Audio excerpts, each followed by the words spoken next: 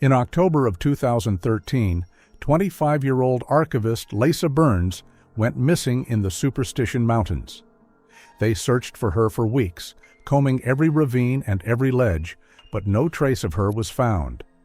Almost 2 years passed, and when 3 cavers broke the rules and crawled into an abandoned cave system under Ray Street Canyon, they had no idea that a few feet underground they would come across a half-living woman, sitting so still in the dark that the rescuers first thought they were looking at a mummified corpse. Only a subtle movement of her chest proved that she was still breathing. It was Lisa. And it was from that moment that a story began that forever changed the idea of what the caves of Arizona could hide. In October of 2013, the desert in eastern Arizona was still warm during the day, but the evening shadows were already falling sharper than usual. On October 23, at about 11 o'clock in the morning, 25-year-old Phoenix-based archivist Lisa Burns arrived at the trailhead of the Pershing Springs Trail in the Superstition Mountains. The cameras at the entrance to the parking lot, investigators later noted, recorded her car at 10 o'clock 47 minutes. She parked the car in the second row from the information board, took a bottle of water, a light windbreaker, and a small backpack from the trunk.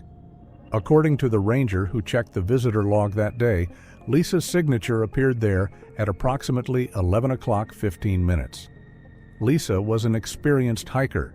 Her friends said she had been hiking since she was almost a teenager, and she hiked the Pershing Springs Trail several times a year. The trail was considered easy. The ascents were small, the markers were visible, and most of the way it ran through open areas between low pines and rocky ledges. That is why her disappearance seemed inexplicable from the first minutes. At about 11 o'clock 30, Liza was seen by another hiker, a man who was descending that day.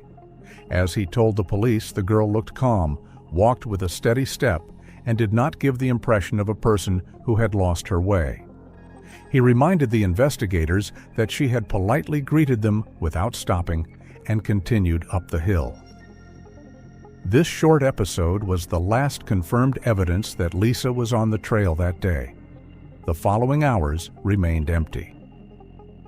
Lisa was supposed to be back in town by evening.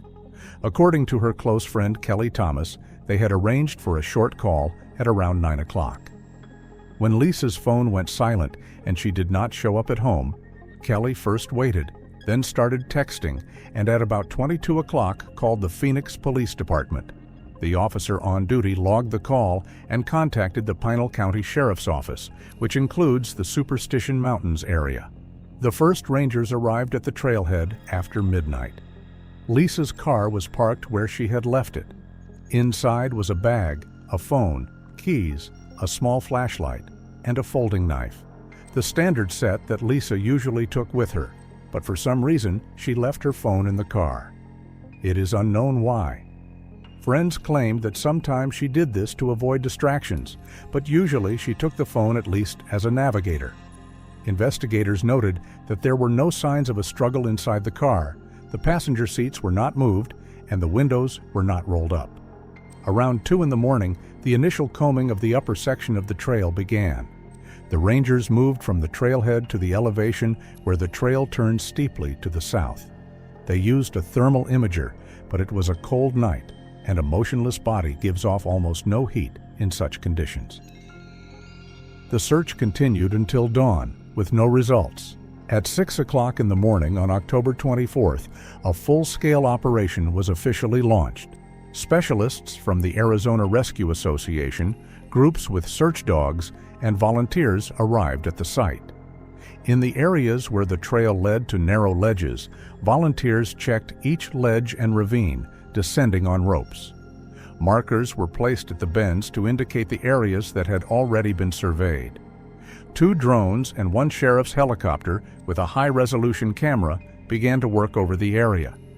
The search dogs first picked up a faint trail in the direction of the trail, but it broke off a few hundred yards from the start of the route. One of the dog handlers explained that the flow of tourists during the day had knocked the scent trail down to unrecognizable levels. However, other searchers noted that dogs usually at least indicate the direction of travel. In this case, the trail broke off so suddenly that it looked like Lisa had disappeared in the middle of the trail. In the following days, the search teams combed not only the official route, but also the surrounding gullies, old stone outcroppings, dry stream beds, and side trails that are well known to local hunters. Some participants of the search mentioned that in some places it was difficult to distinguish the trail. The ground is hard, the stones change their surface after every rainstorm. But the more they checked, the more obvious one thing became. There was no trace of Lisa Burns at all. On the 7th day of the operation, the rescuers reached the rocky areas high above the trail where casual hikers usually do not climb. They checked everything from narrow crevices between boulders to terraces where, according to experienced rangers, they sometimes found lost people. But this time, none of the search groups found anything. Lisa's family came to Superstition the day after she disappeared. They participated in the operation with the volunteers, handed out leaflets, and talked to other hikers who had been on the trail that day. No one saw anything suspicious. A few people mentioned seeing lone men or small groups of hikers along the way, but no one matching Lisa's description. After 2 weeks, the search was scaled back to a minimum. Officially, they continued, but there were no large forces in the mountains. The sheriff of Pinal County explained in his comments to the press that usually in such cases they find at least some clothing, a broken strap, a fall mark, something that indicates the direction of movement. In Liza's case, there was nothing. Not a single thread, not a single trace, not a single error in navigation. By the end of November, the case was transferred to the Department of Missing Persons. Outside of the official reports, several rescuers told reporters that this story stood out even against the background of other disappearances in the Superstition Mountains. Usually the tracks lead somewhere, into a ravine, into a landslide zone, to old abandoned trails. Here, there was nothing. No direction, no explanation. Lisa Burns disappeared in the afternoon, on a familiar route, in good weather, on a trail where people walk all the time. And the fact that neither the first day of the search, nor the following nights, nor hundreds of volunteers found a single clue immediately added a touch of inexplicability and disturbance to the case, as if someone had turned her off from reality in an instant, leaving nothing to explain her disappearance. The first weeks after Lisa Burns's disappearance were a series of monotonous but tense days for her family and investigators, when every new lead seemed like a chance, and every check ended in a void. The active phase of the search lasted about a month, and during that time, law enforcement and volunteers exhausted virtually everything that could be done in the miles around the Superstition Mountains. The Phoenix Police Department, in cooperation with the Pinal County Sheriff's Office, checked hospitals in Mesa, Tempe, Chandler, Casa Grande, and other medical facilities that had received unidentified patients between October 23 and the end of the month. According to the doctors on duty, the investigators personally visited the emergency rooms to see if they had registered a woman matching Lisa's description. Nothing of the kind was recorded. At the same time, they checked motels and campgrounds along the 60 highway in the Apache Junction area and in small towns on the way to Salt Canyon. The managers of the facilities said that the police left Lisa's photo and asked them to report any matches, but no one recognized her. The police seized the guest registers at several motels, but there was not a single entry that even remotely hinted at her appearance. They also searched banking systems. Law enforcement officers gained access to Lisa's transaction history in recent weeks. All cards had been inactive since the day she disappeared. There were no movements of funds, no attempts to use them, neither in Arizona nor in other states. According to one of the investigators who anonymously commented on the situation for a local newspaper, this was the moment when it began to seem like Lisa had simply disappeared from the map. A week after the search began, Lisa's family contracted a private investigator, a former police officer named Harold Ramsey of the Sunrise Security Agency. He worked in parallel with the official investigation. According to relatives, he visited the area of the disappearance almost every day, met with tourists who were there between October 22nd and 24th, checked places off the main trails, interviewed hunters and ranchers in remote areas. Ramsey even checked a few abandoned mine shafts left over from the old mining days, although official rescue officials considered this hypothesis unlikely. The result was the same everywhere: nothing. Despite the lack of evidence, Lisa's family tried to hang on. In the first month, they held several mass searches in the mountains, attended not only by friends, but also by strangers. But with each passing day, the area covered became wider and at the same time less and less logical. There was no place where she could have gone voluntarily. There were no traces that would have hinted at an accident. Officially, the active phase of the search was called off at the end of November. The Pinal Sheriff's Office notified the family, citing exhaustion of options. The wording was standard: no new information, further work is pending. In unofficial comments, several rescue workers noted that the case of Lisa Burns had become one of the most mysterious in many years. Because even in the mountains with a reputation for superstition, there is almost always at least a small trace of where a person went last. A few months later, the case was transferred to the cold category without any loud statements. This meant that it remained open, but no resources or new search operations were planned. The report, dated the end of April 2014, states that the case lacks any factual reference points, and the probability of finding Liza alive is estimated as extremely low. The family learned about this not from the police, but from an internal document that the Phoenix Herald-Journalist received through a public records request. Despite this, Lisa's parents did not declare the search over. Every year, on October 23rd, they gathered a small group of friends, acquaintances, and volunteers to hike the Pershing Springs Trail and check the side branches. This search was symbolic, but it gave the family at least some sense of action. The case file contains a recording made by Lisa's mother during one of these days. "We don't know what happened to her, but we can't get used to the fact that she just disappeared. People don't just disappear."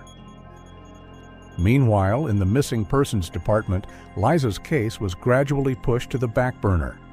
In the year after her disappearance, 2 other incidents involving tourists occurred in the Superstition area, both less mysterious, both with recovered bodies.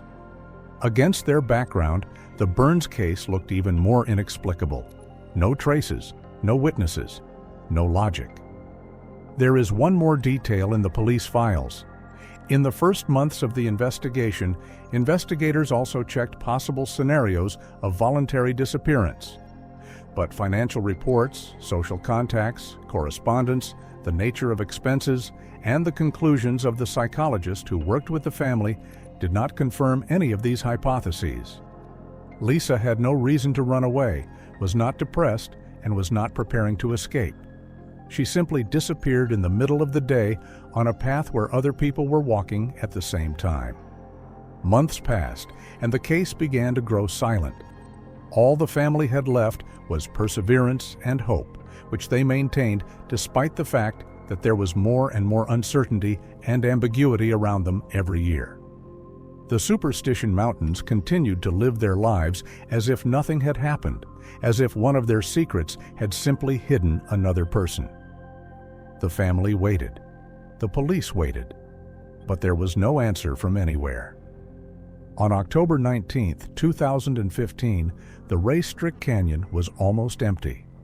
The hot season was coming to an end, the flow of tourists was dwindling, and the cave systems scattered under the scree attracted only the most avid caving enthusiasts. On this particular day, 3 members of the Canyon Explorers Club decided to enter a sector that was not officially open to visitors. They did not register the route, did not inform the rangers about the research plan, and, according to the participants themselves, perceived this outing as a harmless adventure. Police records show that the group consisted of 3 middle-aged men. They had basic equipment, helmets with LED lights, ropes, carbines, and light backpacks with water. The cave they chose was marked on maps as an unofficial branch cave without stabilized passages. According to the cavers, this sector was known for its frequent pockets, vertical wells, and lateral extensions that led nowhere. The first 40 minutes of the descent did not promise anything unusual. The passages were narrow but stable, with standard ledges and scree. Several times they stopped to check the air. There were stagnant zones in this part of the dungeon, where there was a sharp drop in oxygen. The devices did not show anything suspicious. According to Ben Carter, who testified the next day, everything changed when they entered a wallet, the name cavers use for a low passage as wide as a person's shoulders. After a few meters, a sloping shaft began to stretch along the wall, leading to a small vertical drop. As Ben was lighting down and about to lower the rope, he noticed a shiny rim at the bottom. He says that at first he thought it was a piece of metal or a lost carbine. But when he reached the bottom, he saw that it was a thin bracelet woven from horsehair. It hadn't been in the ground for a long time, the fibers hadn't dried out, and the weave had retained its shape. This discovery seemed strange to the group. In caves of this type, they rarely come across things of modern origin. According to Carter, this is why they decided not to return immediately, but to check two side passages that led off the upper gallery. They chose the left one because it seemed wider. The passage turned out to be difficult. They had to squeeze in sideways, holding the flashlights almost at the floor. After a few minutes, the tunnel widened sharply and turned into a small grotto with a dry stone floor. The reports indicate that Carter was the first to enter the grotto. He held the lantern up, sliding the light along the stone walls. In the far corner, he saw a motionless figure. At first, he says, he thought it was a large fallen stone. The contours were irregular, and the light of the lantern gave false shadows. As he got closer, it became clear that he was looking at a person, or what was left of one. The light of the flashlight finally hit the face. The cavers, according to their testimony, were sure they had come across a corpse. The figure was sitting with its back against an uneven wall, knees bent, hands on the stone floor. Extreme thinness, gray skin, almost translucent, long hair hanging in strands. All this resembled a mummified body. None of them dared to get close to him right away. In the protocols, there is a phrase from Carter that was passed on to the investigators. It looked like she had been sitting there for years. But Ben didn't look away, and within seconds noticed a detail that changed everything. The figure's chest rose slightly, once, then again. The men rushed closer. The flashlights illuminated the face. The eyes were half open, the pupils almost unresponsive to the light. There were traces of deep exhaustion on the cheeks. All three speleologists unanimously stated that the woman was breathing, barely noticeably, but undoubtedly. Later in the case file, investigators will note that the group acted correctly. They did not touch the woman, did not try to move her, and due to the low oxygen level in such galleries, they immediately began to retreat to the exit to call rescuers. The signal was lost in the cave, so they climbed to the surface almost without stopping. Only in the open section of the canyon could they dial 911. The dispatcher's record of that day reads, "A man was yelling that they had found a person underground. He said he was almost not moving. His voice was trembling." The information about the discovery was immediately passed on to the Pinal County Sheriff's Office, which then passed it on to the Arizona Rescue Service. According to the senior rescuer who arrived first, they did not expect to see anyone alive at that depth, especially a woman who was able to survive in an environment unsuitable for a long stay. The rescuers began preparing to descend into the cave before sunset, but due to the complexity of the route, the initial assessment was based on all available data from a group of cavers. In their testimony, there is one thing that investigators singled out. There were no foreign traces in the grotto where the woman was found. There were no belongings, no signs of wandering, no hints that she could have gotten there on her own and then gotten lost. She was sitting in a dead end of a cave with no alternative exit point. While equipment and a medical team were being prepared on the surface, the cavers who found her remained in a state of shock. According to one of them, he could not shake the thought that he had not seen a living person, but a shadow that for some reason was still breathing. At that time, none of them knew that the woman found in the depths of the grotto was Lisa Burns, who had disappeared almost 2 years ago. And no one understood how she could have survived in the cave darkness for so long. Rescuers arrived at Race Street Canyon in the first minutes after the call. According to the senior specialist of the service, they realized during the preparation that the standard evacuation scheme would not work here. The passage where Lisa was found was too narrow, the grotto was too deep, and the descent was too steep to carry a person on a stretcher in the usual way.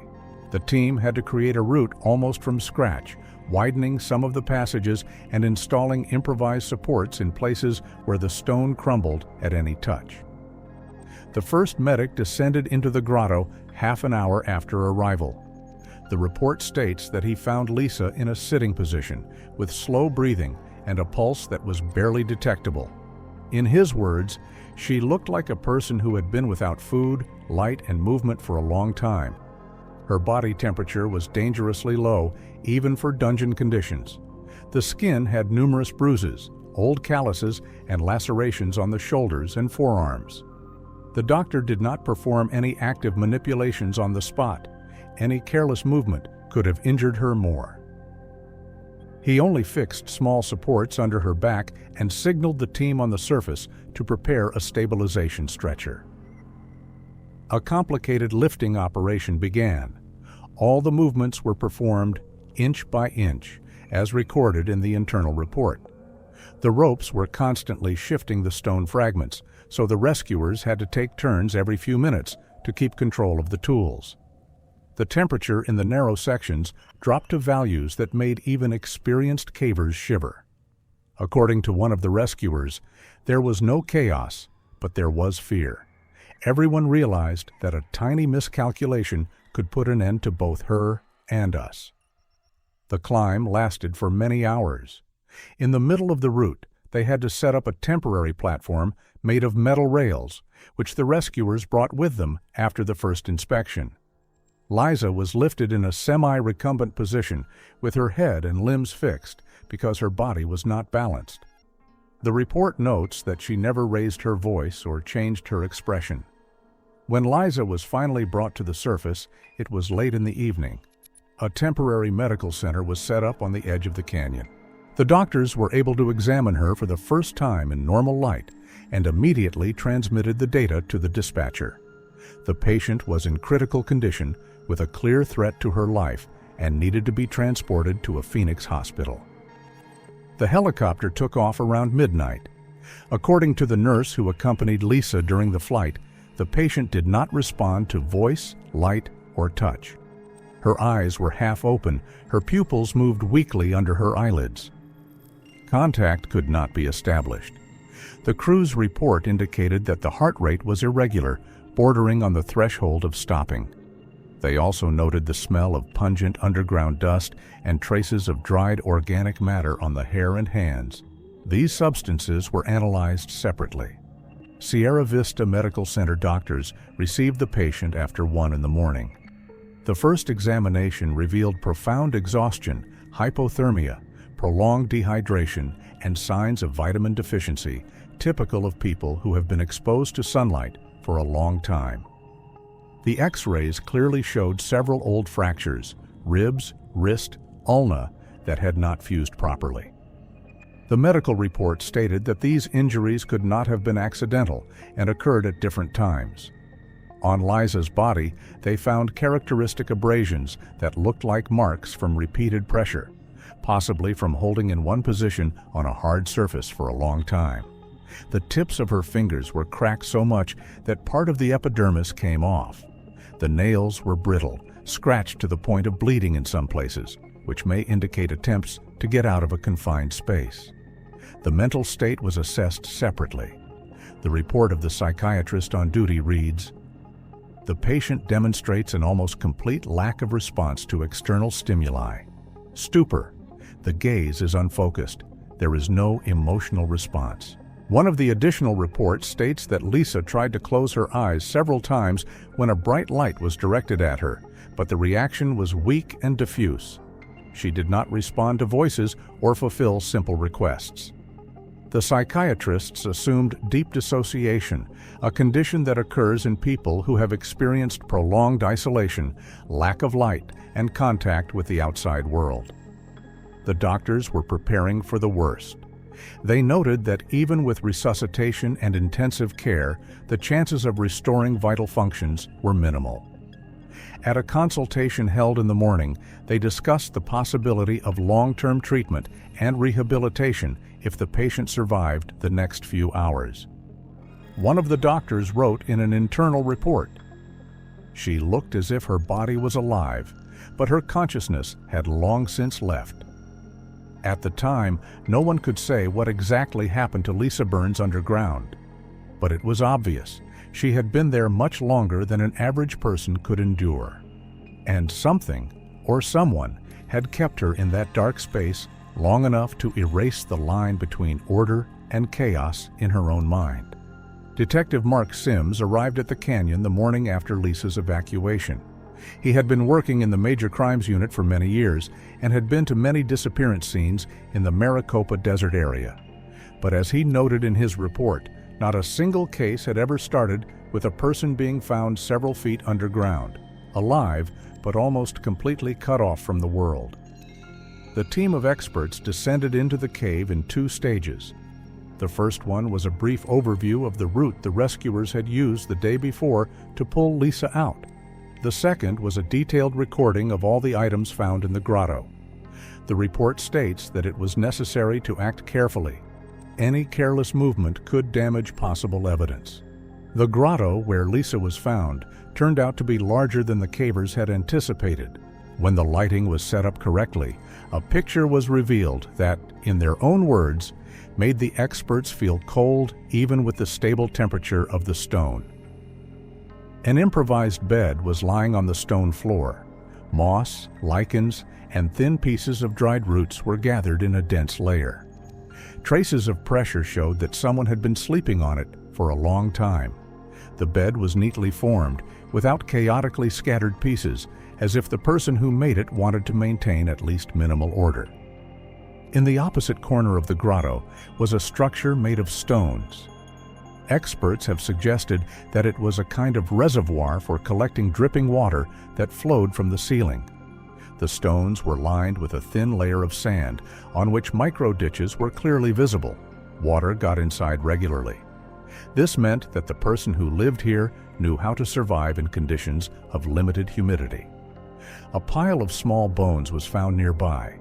Judging by their size, they were the bones of rodents, probably pacaratas, which live in the mountainous regions of Arizona. The bones were lying neatly, gathered in a single pile, as if after a habit formed over time. Some had traces of fractures. They had been broken to get to the brain. Experts confirmed that this is one of the few nutritious parts of small animals that a person could use in isolation. Nearby, they found an item that finally confirmed that Lisa had been here for a long time. A small backpack recognized by the worn bottom loop and the color that matched the description given by the family. Inside was a notebook, swollen with moisture, and a pen with a worn rubber grip. Experts did not open the notebook on the spot. The paper was so fragile that even air movement could damage it. It was placed in a special container frame and taken to the laboratory. There, under controlled conditions, they were able to open individual pages. Most of the texts were washed away by water, but a few fragments remained readable. On one of the pages was a primitive schematic plan of the cave. The lines are curved, drawn with a shaking hand. On the right side of the diagram was a mark, Passage B. The arrow led to a place that was apparently the only way to the surface. Below the mark was a short inscription. "It doesn't work. He blocked the entrance." Experts noticed the nature of the inscription. The pressure of the pen was uneven. The text was barely readable. This could mean both physical exhaustion and severe nervous disorders at the time of writing. The phrase "he" became key from the very first hours after the notebook was seized. Sims noted in his official report, "Any mention of a third party in a localized space of the dungeon where there is no sign of recent access is suspicious. If someone blocked the exit, it means they were able to enter and exit at will." An inspection of the site confirmed another important point. Scuff marks were found on the walls of the grotto at the height of a person's shoulder, not random, but repeated.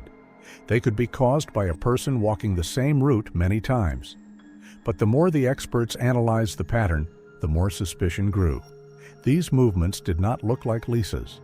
They were too even, as if they were made with a wider hand or with more physical strength. The rubble under the underground passage was examined separately. According to the geologist, the stone did not look naturally settled. Some fragments had characteristic scratches that looked like a tool mark. On one of the fragments, traces of a clay-sand mixture were even found, which was not present in this sector of the cave. This could mean that someone had brought the stones from the outside. Another detail seemed important to the detective. There was not a single item in the grotto that did not belong to Lisa. There were no plastic packages, ropes, metal elements, or tools left behind. This meant that the outsider, if he or she was there, cleaned up after himself or herself. The department's internal document states, "Everything points to the long-term use of the cave not as a temporary shelter, but as a place of stay. The question is whether it was voluntary." Detective Sims formulated the first working version. Lisa did not get here by accident. Someone knew about the cave, could move around better than she could, and controlled access to the only exit. But the main question remained. How could a woman live in the dark for so long without food, fluids, or minimal conditions? The answer was to be found by further examination. But already at this stage it became clear that Lisa Burns's story was not an accident. It was something much more complicated, subtle, and much darker than the disappearance in the Superstition Mountains. In the first days after Lisa's condition stabilized, doctors did not even try to start a conversation with her. She lay for long periods of time with her eyes closed, unresponsive to any voice or movement at her bedside. Only after several weeks of intensive care did she show the first signs of regaining consciousness. Slow movements of her hands, attempts to focus her eyes, and sporadic reactions to light. The psychiatrists noted that she seemed to turn on for only a few minutes, after which she would again plunge into complete inner silence. The first words she uttered were described by the nurse as a barely audible whisper, like a fragment of a phrase, as if a person was talking to himself. Her speech was slurred, deformed by prolonged isolation and exhaustion. Only gradually, step by step, fragments of the story began to emerge in the silent wards of Sierra Vista Medical Center. Psychologists wrote down every word, sometimes without understanding the context. Several episodes were repeated, like obsessive but incomplete memories. It was from these fragments that Detective Sims was later able to piece together the first more or less coherent chain of events. Lisa said that on the day she disappeared, she was really trying to shorten her route. According to her words spoken in fragments, almost without emotion, she saw a convenient ledge from which she thought she could get to a vantage point faster. As she climbed higher, the ground under her feet crumbled. She felt herself fall and hit her head hard. This was the moment after which, in her own words, everything blurred. She lost consciousness. When she came to, she was lying in a small cavity underground. There was almost no light, only a faint glow from a narrow passage that led deep into the cave system. She tried to move toward it, but lost her bearings several times. In the darkness, she could hear the dripping of water and a strange, barely perceptible movement of air. Her first attempts to find a way out lasted for what seemed like hours. She crawled, touching the walls with her hands, guided only by the coldness of the stone and the soft sound of water flowing down somewhere. But the passages branched and narrowed. Several times, according to her description, she returned to the same place, not realizing how she ended up there again. It was then that the footsteps appeared. Lisa spoke about this part of her memories most sporadically. According to the psychologists, she seemed to be afraid to tell the full story. The footsteps were quiet, steady, and in her words, "At first, my consciousness took them for echoes." But then she realized that they were getting closer. The man, as she said, did not introduce himself. Her description was minimal. She could not see his face in the darkness. She could only feel the movement of the air as he got closer. According to her, he was holding something like a small lantern with a yellow light, but he never pointed it at himself. First, he gave her a drink. The water was cold with a metallic taste. Then he brought her something that looked like roots, wrapped in a piece of cloth. She recalled it as inexplicable care, which at the time seemed like salvation. Then Lisa's memories faded. Only after several sessions could she tell the next part. When she tried to get out of the cave on her own, a man blocked her way. He was dragging a stone, she said once. When the psychologist asked how he did it, she replied, "For a long time, and silently." She recalled that her husband called himself the guardian. She repeated this word several times, as if it had been preserved in her memory separately from all the others. Keeper is how she said he referred to himself. She did not remember whether she had heard it clearly or had imagined it, but she repeated it with a strange confidence. Liza said that they tried to keep her in the dungeon, calmly but unquestioningly. Her husband came irregularly. Sometimes he brought food, roots, sometimes small rodents, which she said she refused to touch at first. But a few days without food changed everything. She talked about the water he collected for her in a stone gutter, about how sometimes she could hear him breathing next to her, but she could not see his face. That sometimes it seemed to her that he was standing very close to her, but did not touch her in any way. The most terrifying were the days without sound she described. Lisa said that sometimes he would disappear for a long time, and then the silence became for her not just the absence of sound. It turned into a viscous emptiness in which the sense of time disappeared. It was during those periods, according to psychologists, that the first signs of her mental exhaustion began to form. When the doctors asked how long she had been in that cave, Liza would only answer, "A very long time." Her internal clock was not only out of sync, it had collapsed. According to Detective Sims, this was the most disturbing part of the story. A woman who disappeared on a clear day on a popular trail spent time underground that was not measured in hours or even weeks. Psychiatrists later noted, Lisa survived not because of her powers, but in spite of them. The creature that lived in the darkness gradually replaced the human being. Her will faded away. Her consciousness was reduced to basic reactions. She stopped fighting because in the darkness there was no one and nothing to fight for. She described all further memories as something like a stranger. But she repeated one thing without any doubt. He wouldn't let me leave. Detective Mark Sims began working on a new version of the case immediately after Lisa was able to utter her first intelligible phrases about the man in the dark. In an internal memo, he noted that these words were the turning point that moved the investigation from an accident to a deliberate crime. It was then that a name first emerged that for many years had remained only a shadow in the documents of old geological companies: Arthur Graves. The Guardian's identification began with an analysis of what Lisa could describe. Her memories were vague but repeated in certain images. A man with a habit of walking silently, the presence of a person who navigates the cave as if he had lived there for years, and actions that required considerable physical strength, carrying stones, systematically blocking passages, collecting water from unsuitable ledges. Sims turned to the archives of the Western Geoservices Company, which conducted geological research in the superstition area in the 20s. There, among the old reports and dismissal forms, he found a card of an engineer who matched these characteristics. Arthur Graves worked for the company for several years.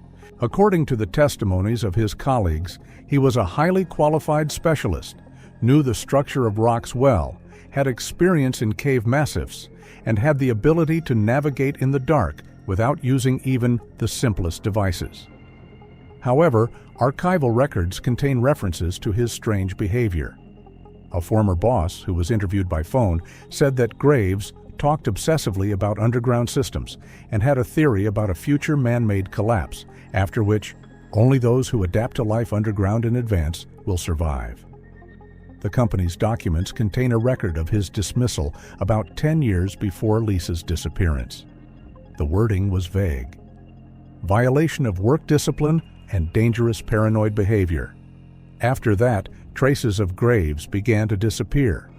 According to local residents interviewed by the police, for several years after his release, they sometimes saw a man with a backpack and an old altimeter on his belt in remote parts of the mountains.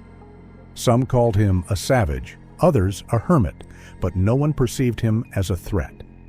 Sims turned to the State Geological Survey, which provided old maps of underground fissures and technical passages created during a decade-old survey.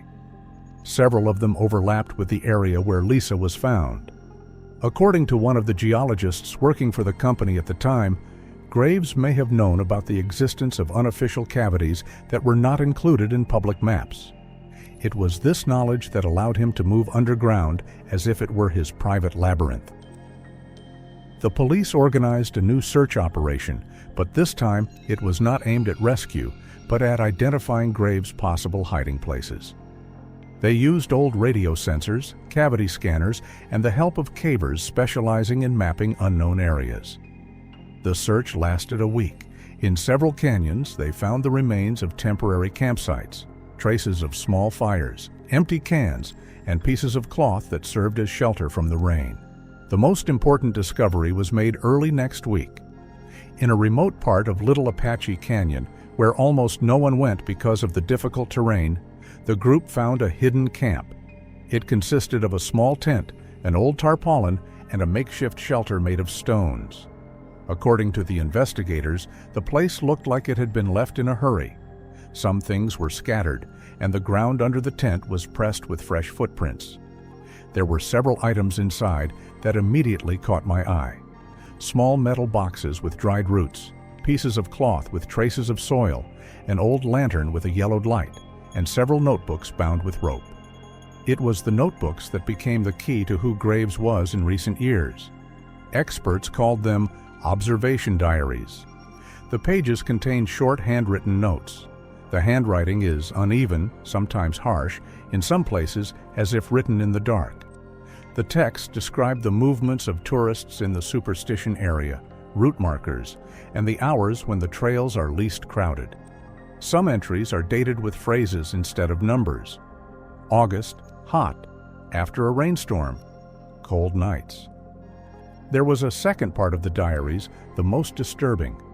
There, Graves described his own idea of a new race that was supposed to adapt to life without the sun. He called himself an overseer or keeper of order, and the people he saw on the trails as potential applicants. In several places, he mentioned a student who withstands the darkness better than others. The context and the location of the discovery left no doubt that it was Lisa. None of the diaries specifically described how he held her, but some phrases were so similar to Lisa's experience that investigators immediately made the connection. One of the entries contained the phrase, "She's still afraid of the dark, but the dark will teach her." Another read, "Passage B is closed. No one should disturb the balance." The police tried to find Graves' traces.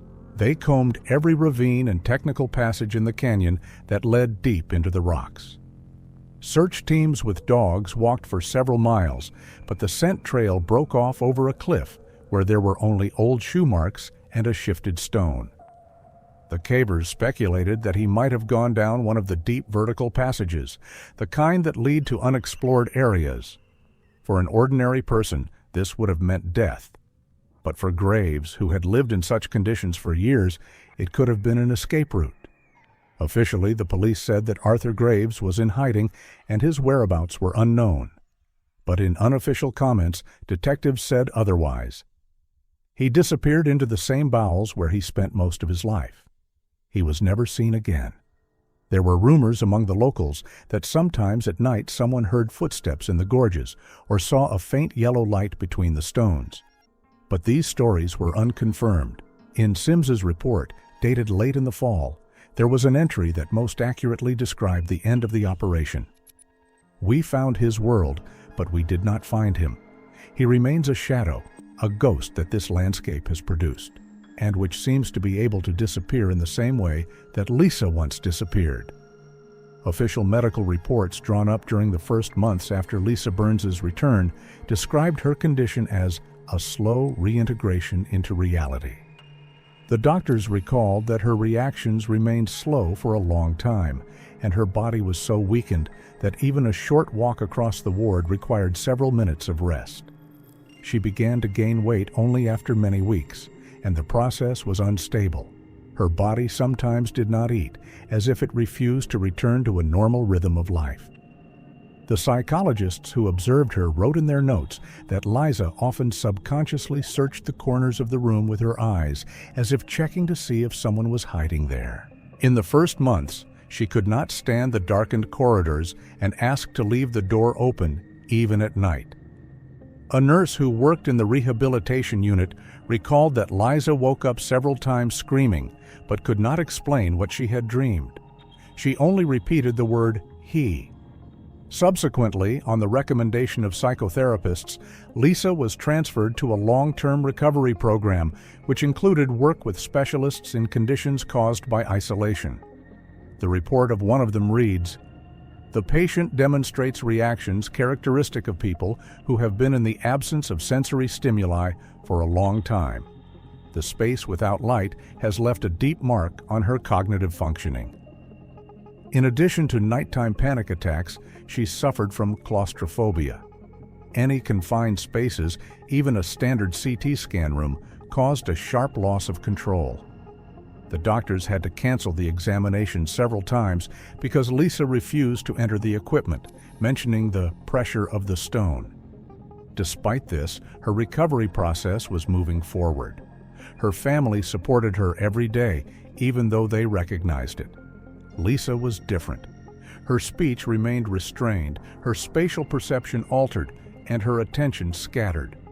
According to her mother, she could sometimes sit by the window for hours, as if exploring the light falling on the floor and watching its shape change. Meanwhile, the case of Arthur Graves has been classified as a long-term search. The Pinal County Sheriff was careful to emphasize in his comments, "We have no reason to believe he is dead. We have no reason to believe he has left the state." Local newspapers published occasional articles about the cave hermit who was never caught. However, no witnesses reported any new encounters. Search operations in the mountainous area were carried out several more times without success. Speleologists who participated in these operations said that the underground part of Superstition was branched, dangerous, and virtually unmapped. There were many passages that even experienced specialists did not risk entering. After Lisa's story, the Arizona National Park Service conducted a large-scale revision of its missing persons search protocols.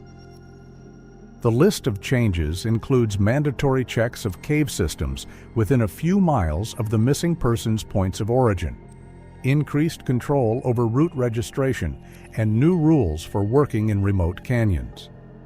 The official statement reads, "The Burns case has shown that remote cavities can serve as a hiding place for people who are not under the control of society and think unpredictably." The Superstition Mountains, which had a controversial reputation before, have gained a new shadowy layer.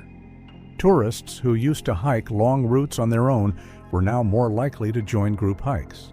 Some locals said that Lisa's disappearance gave the mountains back their voice. It reminded them that this place does not forgive mistakes. As for Liza herself, she returned to life slowly and cautiously. Her doctors noted positive dynamics, but emphasized that the psychological consequences of this story could remain forever. She learned to live with them in the same way she learned to live with the darkness underground, without pathos, without words, just accepting the fact that her world had changed. Her family tried not to talk about superstition in her presence. According to her father, Lisa once said that she feels the shadow of a stone when she heard about those places. It was a metaphor that neither doctors nor psychologists could explain. The official case of Lisa Burns's abduction remains formally open to this day. It contains dozens of photographs, copies of Graves's diaries, analyses from the cave, maps, and interrogation reports. But the main document in the case is missing: the final report. It was never written because the sheriff's office cannot close something that has no ending. For Lisa herself, the answer was different. She survived. But according to her doctor, a part of her remained where she lived among the stone. This place still reminds us of her, with its dry air, darkness without movement, and a silence that seems lower than a whisper. And although Arthur Graves was never found, the shadow he left in the dungeon continues to live apart from him. In the very mountains where Lisa lost years of her life, this shadow remains almost as real as the stone that once blocked her path to the light.